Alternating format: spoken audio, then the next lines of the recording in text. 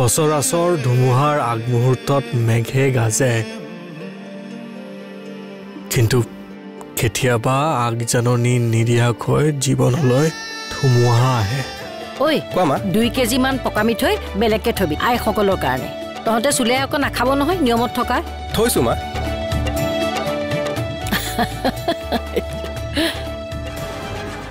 কি হ'ল কৃষ্ণা? কোনে ফোন কৰিছিল? কইনাৰ ঘৰৰ পৰা। কি হ'ল? কিবা প্ৰব্লেম?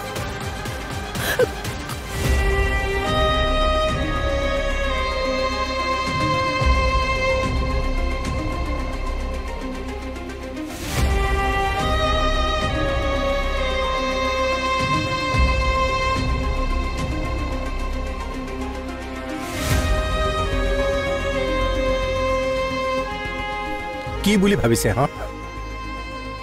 কি বুলি ভাবিছে সিহঁতে? মই কিন্তু কাকো সোধাই নেৰো। আমাক ইমান ক্ষতি কৰাৰ ফল তেওঁলোকে ভুগিবই লাগিব। ৰ'বাচোন ৰ'বা, এতিয়া দেউতাক ককাইহঁতৰ কি দুখ কোৱাচোন? তেওঁলোকৰ ছোৱালীৰ চৰিত্ৰৰ কথা জনা হ'লে তেওঁলোকে আগতীয়াকৈ কেঞ্চেল কৰি দিলেহেঁতেন বিয়াখন। হ'ব দিয়া, তুমি অলপ ঠাণ্ডা হোৱা না। স্বাগতৰ গাত যিমান দুখ সিমানখিনি দুখ তাইৰ ককাইক আৰু দেউতাকৰ গাতো আছিল কৃষ্ণা। তেওঁলোকে এবাৰ সুধিব লাগিছিল স্বাগতাক যে তাইৰ কোনোবা প্ৰেমিক আছেনে নাই। আৰু যদি স্বাগতাই সেই ল'ৰাটোক সঁচাকৈ ভাল পায়, তাই দেউতাকক নজনালেহেঁতেন নেকি? সিহঁতে সকলো জানিছিল, সকলো জানিও সিহঁতে স্বাগতাক হৃদয়লৈ বিয়া দিব বিচাৰিছিল। এয়া কি সিহঁতৰ ভুল নহয় কৃষ্ণা? ৰ'বাচোন, ভুল হয়, কিন্তু যি হ'ল হৈ গ'ল। এতিয়া আমি ঠাণ্ডা মগজুৰে কি কৰিলে ভাল হয় সেয়া ভাবিব লাগে।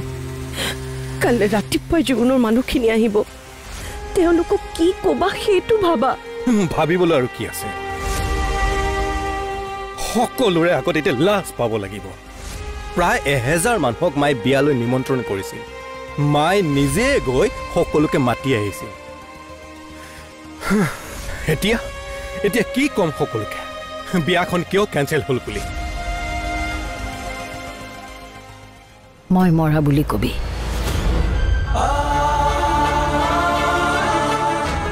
এই ছোৱালীজনী ভাল বুলি মইহে সকলোকে কৈ ফুৰিছিলোঁ, আৰু মোৰ কথা বিশ্বাস ৰাখি হৃদয়ে স্বাগতাক চোৱাৰ অনুভৱেই নকৰিলে। জাননে কান্তনু, চাচোন হৃদয় মোৰ ওপৰত ইমান বিশ্বাস, কিন্তু ভুল মোৰেই আছিল। জানানে কৃষ্ণা, ভুল মোৰে আছিল। মই তাইক চিনিয়ে নাপালো। হৃদয়ে মনত কম কষ্ট পাইছে নে? মোৰ সন্মান, তোৰ সন্মান, হৃদয়ৰ সন্মান মই দেখোন সকলো শেষ কৰি পেলালো। সকলো শেষ কৰি পেলালো, সকলো শেষ কৰি পেলালো। মা ধৈৰ্য ধৰকচোন। কি কৈছা? কি কৈছা? ধৈৰ্য ধৰক মা, ধৈৰ্য। মই ধৈৰ্য ধৰিব লাগিব। ঠিকে কৈছা। মই ধৈৰ্য ধৰিব লাগিব। ধৈৰ্য ধৰিব লাগিব। কাইলৈ জোৰোণ, পৰহি বিয়া ন? ধৈৰ্য ধৰিব লাগিব। ঠিকে কৈছা, ধৈৰ্য ধৰিব লাগিব। মোৰ বহুত কাম আছে নহয়, মই ধৈৰ্য ধৰিব লাগিব। মই আহি আছো ৰবা। তুমি মাৰ লগত থাকা। মা মানসিকভাৱে ভাঙি পৰিছে। দয়াৰতে প্ৰেছাৰৰ টেবলেট আছে, তুমি দিবা। ঠিক আছে, কিন্তু তুমি কি কৰা? মোৰ কাম এটা আছে। মই হৃদয়ক লগত লৈ এতিয়াই নগাঁৱলৈ যাম। ইমান ৰাতি নালাগে নেকি? তোমাক মই যিটো কৰিবলৈ কৈছো তুমি সেইটোৱে কৰা। কি কৰিব লাগে নালাগে তুমি মোক শিকাবলৈ নাহিবা।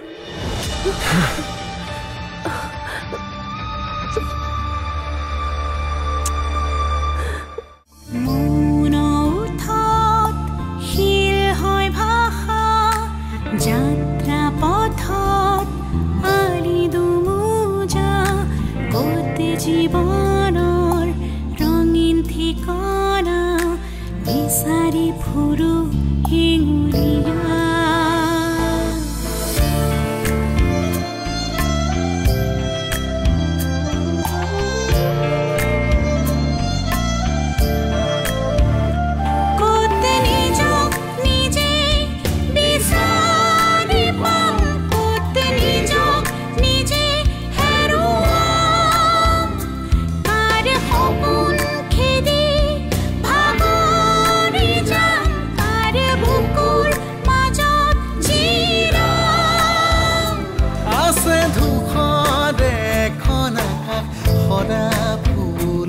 সুবাস তাতেই সজাও ভাল পোৱা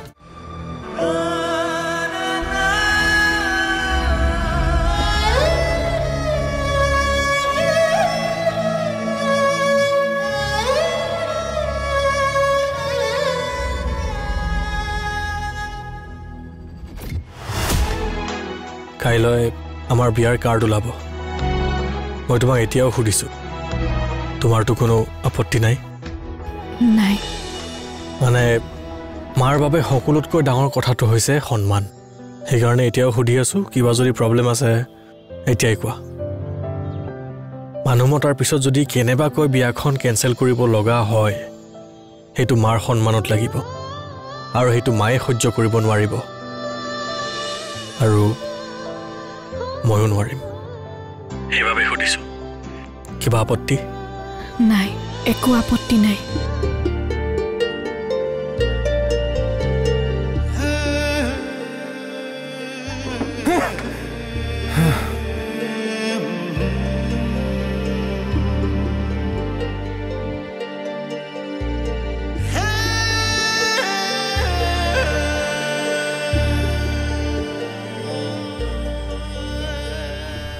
তোক মই ভিতৰত বিচাৰি আছিলোঁ ইয়াত কি কৰি আছহি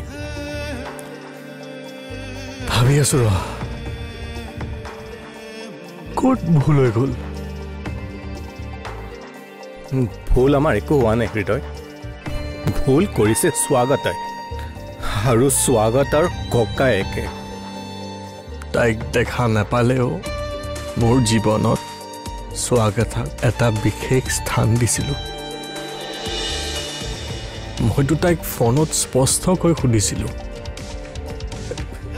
তাইতো মোক ক'ব পাৰিলেহেঁতেন কিয় নক'লে বাৰু দাদা তাই যদি মোক এবাৰ ক'লে হয় যে তাই কাৰোবাক ভাল পায় মই মাক বুজাই বিয়াখন কেঞ্চেল কৰালোঁ হয় কিন্তু কিয় এনেকুৱা কৰিলে তাই মোৰ নিজতকৈও বেছি বেয়া লাগিছে মোৰ মাৰ কাৰণে মাক সকলোৱে সন্মান কৰিছিল সামাজিক ক্ষেত্ৰতে হওক বা ঘৰুৱাৰ ক্ষেত্ৰতে হওক মায়ে কেতিয়াও ভুল সিদ্ধান্ত নলয় বুলি মাৰ এটা নাম আছিল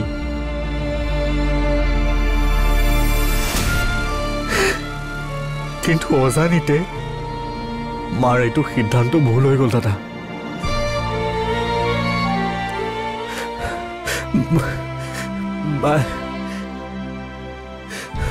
মাৰ কাৰণে এইটো সহ্য কৰা টান হ'ব দাদা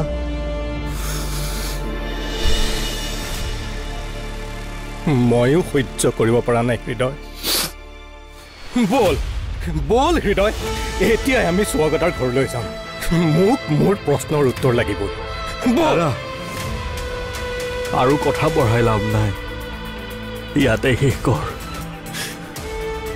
কিয় শেষ কৰিব লাগে মই আমাৰ যিমান ক্ষতি হ'ল তই পাহৰিব পাৰিলেও হৃদয় মই পাহৰিবলৈ নোৱাৰোঁ গতিকে বল হৃদয়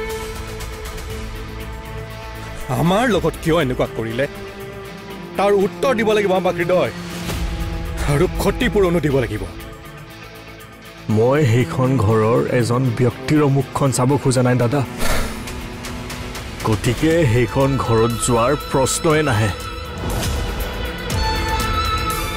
আৰু কি জানা কিছুমান ক্ষতিৰ ক্ষতিপূৰণ নাথাকে কাইলৈৰ ভিতৰত আমাৰ কৰিবলগীয়া কাম বহুত আছে দাদা কিমান মানুহক জনাব লাগিব এবাৰ ভাবিছাচোন আৰু মাকো বুজাবলৈ আছে সেইবুলি সিহঁতেও শান্তিত নাই দাদা সিহঁতেও বিয়া পাতিম বুলি প্ৰস্তুতি চলাইছিল আমাতকৈ বেছি লাজ পাইছে স্বাগতাৰ দেউতাকে তাইৰ ককায়েকে এই গোটেই বিষয়টোত শান্তি পাইছে কেৱল স্বাগতাই কাৰণ তাই প্ৰেমিকক পালে আৰু এইটোৰ বিষয়ে মই কথা পাতিব নিবিচাৰোঁ ইয়াতে শেষ আৰু তোকো কৈছোঁ দাদা তই তাত যাব নালাগে আৰু তই পাহৰিবলৈ যত্ন কৰ যে তোৰ ভাইৰৰ বিয়া ঠিক হৈছিল। শান্তনু হৃদয় চোৱাচোন, মায়ে কেনেকৈ অস্বাভাৱিক আচৰণ কৰি আছে। মুখৰ কোনো লাগবান নাই, কটা কৈ আছে একো বুজি পোৱা নাই। নাই মই এনেকে বহি থাকিলে নহ'ব দেই। কাইলৈ জোৰোণৰ গাড়ী আহিব, আইসকলে নাম গাব, মইতো আয়তীসকলক যোগানো ধৰিব লাগিব। এইবোৰ আকৌ ইয়াতে পেলালে নহয়। ইমানবোৰ কাম আছে, এনেকে পৰি থাকিলে নহ'ব। নাই হৃদয়ৰ জোৰোণ আৰু মই কামত নালাগিম, বহি থাকিব পাৰি নেকি এনেকে? ৰাতিপুৱাই জোৰোণৰ গাড়ীখন আহি পাবহি, ইমানবোৰ কাম আছে। সময় নাই দেখোন।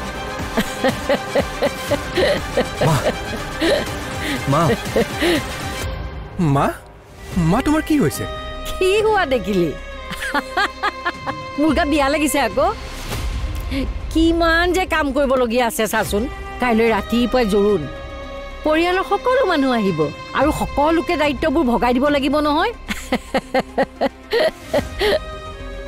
কাইলৈ মোৰ হৃদয়ৰ জোৰোণ। তই এইবোৰ কি কৈ আছ মা? মোৰ বিয়া কেঞ্চেল হ'ল। ধেত, নাপায় নহয়, তেনেকুৱা অমংগলীয়া কথা নকবি কিন্তু। বাস্তৱক স্বীকাৰ কৰা মা, তুমি কিয় এনেকুৱা কৰি আছা? স্বাগতা বেলেগৰ লগত পলাই গ'ল মা। অসম্ভৱ কথা এইবিলাক কথা বিশ্বাস নকৰিবি। তাই মোৰ বিশ্বাস নাভাঙে আৰু মোৰ সন্মানো শেষ কৰিব নোৱাৰে। মই কৈ দিলো। মা, বুজিবলৈ যত্ন কৰ না। মনে থাক। তহঁতে মোৰ লগত কি ধেমালি কৰি আছ? মোৰ পচন্দৰ কেতিয়াও ভুল হ'ব নোৱাৰে। মই তাইৰ লগত নিজে কথা পাতিছো আকৌ। তহঁত দুইটা মোক কিয় খং উঠাই আছ? বুজা নাই কিয়? হ'ব মা, তই ইমান অস্থিৰ কিয় হৈ আছ? ইমান খং কিয় কৰি আছ আমাক? মোৰ ভুল হ'ব নোৱাৰে আৰু এনেকুৱা কিছুমান কথা শুনিলে মোৰ খং উঠে। মোৰ বহুত খং উঠি যায়। একো নকয় মা, হৃদয় আৰু আপোনাক একো নকয়। বলকচোন আপোনালোক শুই ল'ব বলক। দিনটো বহুত কাম কৰি আছে যে, ভাগৰি গৈছে। বহক, অকণমান আৰাম কৰক এতিয়া। আপোনাৰ বহুত কষ্ট হৈছে দেই মা, অকণমান আৰাম কৰক এতিয়া। দিনটো কামত লাগি আছে যে, ভাগৰি গৈছে।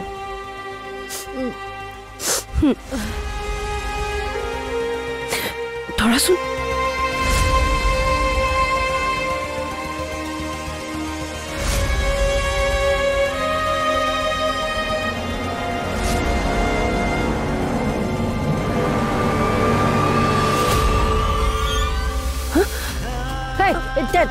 তেওঁলোক আহিলে।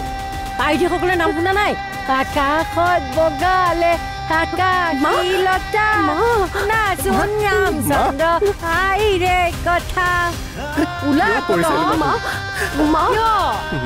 আহিছে আকৌ আইসকল। শুনিছো কিনো কৰি থাক? মা প্লিজ এনেকুৱা নকৰিবা মা। বহাচোন, তুমি এনেকুৱা নকৰিবা মা। বহকচোন মা, নকৰিবাচোন এনেকুৱা মা।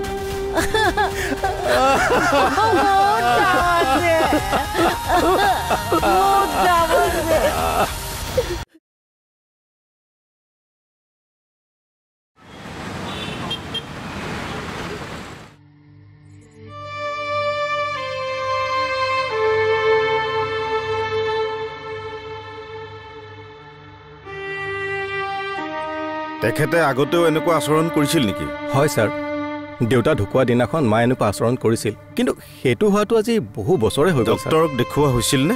দেখুৱাইছিলোঁ ছাৰ। ডক্তৰে পেনিক এটেক অহা বুলি কৈছিলে, মেডিচিনো দিছিলে। 4-5 দিনমান পিছত ঠিক হৈ গৈছিলে। এইবাৰো সেইটোৱে হৈছে ন ছাৰ? ছাৰ কওকচোন। আপোনালোকক মই মিছা সান্তনা দিবলৈ নাযাওঁ। বৰ্তমান তেওঁ মানসিক অৱস্থা যথেষ্ট ক্ৰিটিকেল। আগৰ নিচিনাকৈ সহজতে ভাল হ'ব পৰা বেমাৰ এতিয়া হৈ থকা নাই। এইবাৰ চিকিৎসা অলপ দীঘলীয়া হ'ব। সুস্থ হওঁতে কিমান দিনমান লাগিব পাৰে? ক'ব নোৱাৰিম। 2 মাহো লাগিব পাৰে, 2 বছৰো লাগিব পাৰে। 2 বছৰ? হয়, আগৰে পৰা তেওঁৰ মানসিক সমস্যা কিছু আছিল, কিন্তু যোৱাকালি আপোনালোকৰ ঘৰত যিটো কণ্ডিশ্যন হ'ল তাৰ ফলত তেখেতে এটা ডাঙৰ শ্বক পাইছে। এতিয়া আৰু সেয়া পেনিক হৈ থকা নাই। তেনেহ'লে মাৰ কি হৈছে ছাৰ? মেডিকেল ছায়েন্সত ইয়াক চিজ'ফ্ৰেনিয়া বুলি কয়। ইয়াৰ চিকিৎসা বহুত দীঘলীয়া হয় আৰু ৰোগী ভাল হয়নে নহয় ঠিক ক'ব নোৱাৰি। তথাপি আমি আশাটো এৰি দিব নোৱাৰোঁ, সেইকাৰণে দেৰি কৰিব নালাগে। মই ৰেফাৰ কৰি দিম, আপোনালোকে যিমান সোনকালে পাৰে তেখেতক লৈ যাওক। ক'লৈ নিব লাগিব ছাৰ? তেজপুৰ মেণ্টেল হস্পিটেল, তাতহে ভাল চিকিৎসা হ'ব। সেইকাৰণে কৈছোঁ আৰু পলম কৰিব নালাগে। ছাৰ, মোক সঁচাকৈ কওকচোন, মা আৰু সুস্থ নহ'বই নেকি? যদি নহয় মাক মোৰ লগত ৰাখিম। নোৱাৰিব ৰাখিব। ইয়াত থাকিলে তেওঁৰ কণ্ডিশ্যন আৰু বেয়া হৈ যাব। 50% ভাল হোৱাৰ আশা আছে, গতিকে হাৰ নামানিব। আজি বা কাইলৈ তেখেতক তেজপুৰলৈ লৈ যাওক। তাৰ বাহিৰে আৰু বেলেগ ৰাস্তা একো নাই।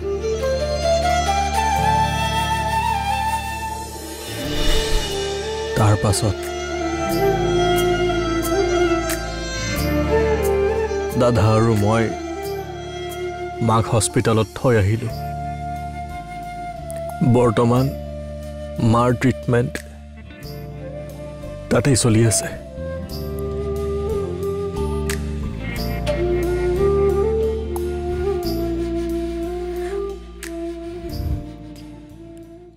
তেখেতৰ এতিয়া অৱস্থা কেনেকুৱা? আগতকৈ বেয়াৰ ফালেহে গৈছে। আমি মাহেকত এবাৰকে খবৰ ল'বলৈ যাওঁ, কিন্তু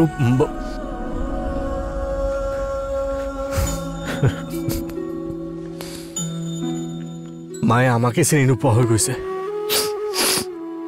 তথাপিও অলপ ধৈৰ্য ধৰি আমি ট্ৰিটমেণ্টটো কৰাব লাগিব। তাৰ পাছত তোমালোক স্বাগতাৰ ঘৰলৈ নগ'লা? 2 দিনমান পিছত দাদাই যাব ওলাইছিল, কিন্তু আমি খবৰ পালোঁ যে তাইৰ দেউতাকৰ মৃত্যু হ'ল। তাৰ পাছতনো গৈ কি লাভ? এইখন ঘৰত মোৰ মাৰ এই অৱস্থা হ'ল, আৰু সেইখন ঘৰত স্বাগতাৰ দেউতাকৰ মৃত্যু হ'ল। এজনী ছোৱালীয়ে সকলো শেষ কৰি পেলালে নিয়ৰ। তোমালোকে নাভাবিবা যে দুয়োখন ঘৰ ধ্বংস কৰি তাই সুখত থাকিব পাৰিব। ভগৱানে ইয়াৰ বিচাৰ ল'বই। ঘটনাটোৰ পাছত মই হাঁহিব পাহৰি গৈছিলোঁ। সকলো ফালৰ পৰা মই ভাঙি পৰিছিলোঁ। মোৰ লগতো কোনোবাই এনেকুৱা কৰিব পাৰে বুলি মই সপোনতো ভবা নাছিলোঁ।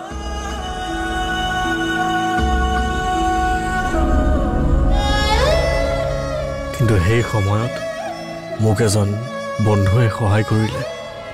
কেতিয়া যে মই এৰিব নোৱাৰা নিচাৰ আসক্ত হৈ পৰিলোঁ, মই একো ধৰিবই নোৱাৰিলোঁ।